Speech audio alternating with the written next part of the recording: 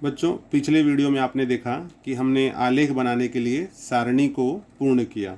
अब हम यहाँ पर एक क्षैतिज रेखा खींचेंगे या आड़ी रेखा खींचेंगे, जिसका नाम हम देंगे एक्स अक्ष और ये है एक्स डैश। इसको एक्स अक्ष कहा जाता है, तो हमने लिया इसको एक्स डैश।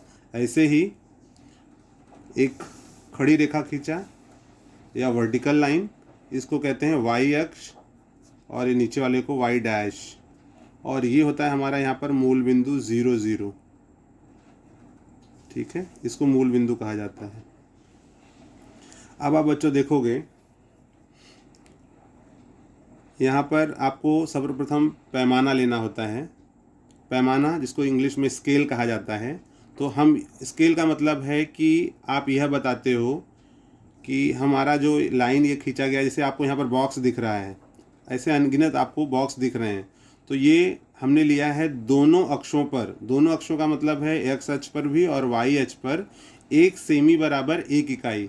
मतलब यहाँ पर जो डिस्टेंस ले रहे हो, दूरी ले रहे हो एक बिंदु से दूसरे बिंदु में, तो उसको आपने क्या माना है? तो हमने यहाँ पर माना है 1 सेमी बराबर 1 इकाई। अब हम देखेंगे कि हमारे पास जो सारणी है उसको हम इसके ऊपर कैसे लाते हैं। तो आप देखिए, यहाँ पर आपको दिख रहा है पहली सारणी। पहला यहाँ पर है x का मान 2 है और y का मान 4 है। तो x का मान 2 और y का मान 4। तो सर्वप्रथम हम यहाँ पर नंबरिंग कर लेंगे। ये हो गया 1। दाहिने तरफ धनात्मक और बाएं तरफ ऋणात्मक संख्या लिखते हैं।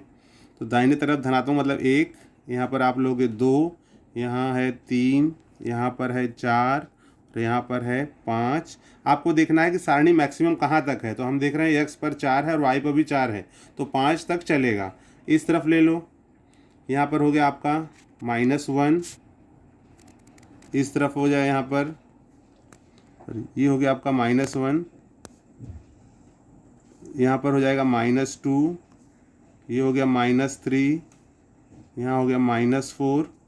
ऐसे ही ऊपर हम जाएंगे, धनात्मक संख्या 1, यहाँ पर 2, यहाँ पर 3, यहाँ पर 4 और यहाँ पर 5। ऐसे ही नीचे ये हो गया हमारा -1, ये हो जाएगा हमारा -2, ये हो गया -3, ये हो गया -4, यहाँ हो गया -5। मतलब आपको ये ध्यान रखना है कि हमारी सारणी में मैक्सिमम कहाँ तक है। मैक्सिमम जहाँ तक होगा उसके हिसाब से हम इसको एक्स और वाई अक्ष पे लेते हैं। तो चलिए हम देखते हैं क्या है। पहला हमारा 2 और 4।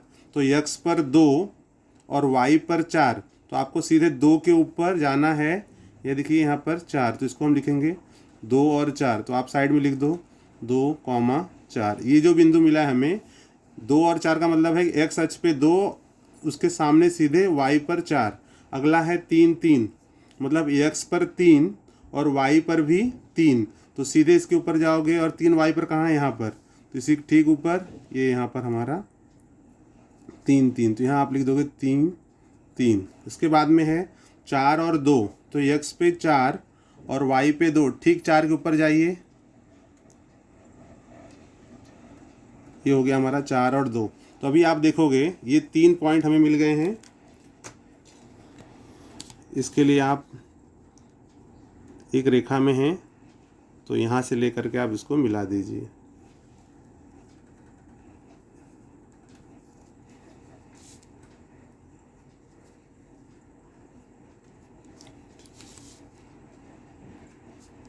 इस समीकरण का जो, इस रेखा का जो समीकरण है वो लिख दोगे आप यहाँ पर। जैसे यहाँ पर है x + y = 6। तो ये हमारा पहले का हो गया। ऐसे ही अब हम क्या करेंगे बच्चों, दूसरे का देखते हैं। दूसरे का देखने के लिए आप देखिए, यहाँ पर आपको दिख रहा है x बराबर 6, y बराबर 2।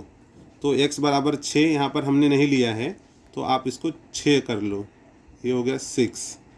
ठीक है, तो x बराबर 6 है और y बराबर 2। तो ठीक इसी के ऊपर जाइए, ये आपको मिल गया यहाँ पर। तो यहाँ आप लिखोगे x = 6, y = 2। नेक्स्ट है 5 और 1। x पर 5 और y पर 1, तो ये पॉइंट्स मिल रहा है आपको। उसके बाद में एक्स पर 4, वाई पर 0। एक्स पर 4, यहाँ पर एक्स पर 4 हो गया और वाई पे क्या है 0, तो वो पॉइंट यहीं पर रहेगा। ठीक है, तो यहाँ पर ये पॉइंट था आपका। यहाँ पर हम लिखेंगे 5 और 1, और यहाँ पर है ये 4 और 0। अब इसका लाइन देखिए, तीन पॉइंट आपको मिल गए, 1 2 3, और इसकी रेखा खींच दीजिए आप। ये देखिए, ये इसकी रेखा है।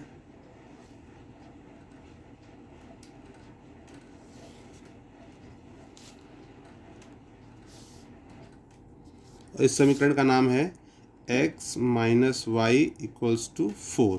तो अब आप देखोगे कि जो पहला समीकरण, उसकी जो रेखा है वो है x प्लस वाई बराबर 6 वाली रेखा यहाँ पर, और दूसरी जो x minus y equals to 4 है वहाँ पर। इन दोनों का प्रतिच्छेदन बिंदु कहाँ, दोनों कट कहाँ पे रहे हैं, तो आप देखोगे यहाँ पर कट कर रहे हैं, यहाँ 5 पर, और यहाँ देखोगे आप 1 पर।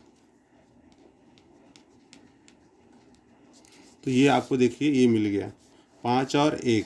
तो हम यहाँ पर लिखते हैं कि युगपद